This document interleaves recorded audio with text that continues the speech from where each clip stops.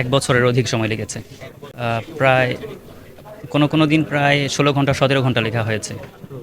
১৮ ঘন্টা কোনো দিন লেখা হয়েছে।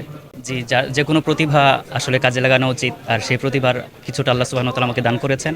আর এই প্রতিভা দিয়েই কোরআন শরীফ লিখেছি, এটা আল্লাহ সুবহানাহু ওয়া তাআলার সন্তুষ্টি অর্জনের জন্যই। খুবই ভালো লাগছে আলহামদুলিল্লাহ।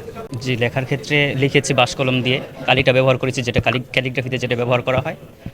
এই আরকি। দোয়াত কালি যেটাকে বলে থাকি আমরা। দৈর্ঘ্যে ১৪ ফিট আর প্রস্থে হচ্ছে ১২ ফিট। সেটা জানতাম, তবে এর চেয়ে একটু কম ছিল। এর চেয়ে মোটামুটি ভালো কম ছিল। সেটা এতটুকুই জানা ছিল আমার। জি, গত বছর লাস্ট ইয়ারে আমি দাওরায়ে হাদিস কমপ্লিট করেছি মার্কাজুল ইহসান যাত্রাবাড়িতে, ঢাকা থেকে। তারপর গত বছর এই কাজে শুরু করেছি আরকি।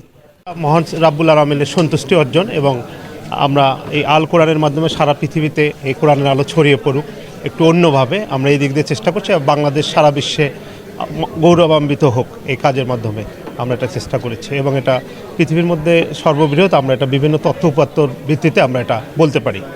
আমরা লাস্ট যেটা বাংলাদেশে একটা হয়েছিল, ওটা ছিল আপনার দৈর্ঘ্যে ১১ ফিট এবং প্রস্থে ছিল ৮.৫ ফিট। এটার স্বীকৃতি আছে। তো আমাদের এইটা দৈর্ঘ্যে ১৪ ফিট, প্রস্থে ১২ ফিট।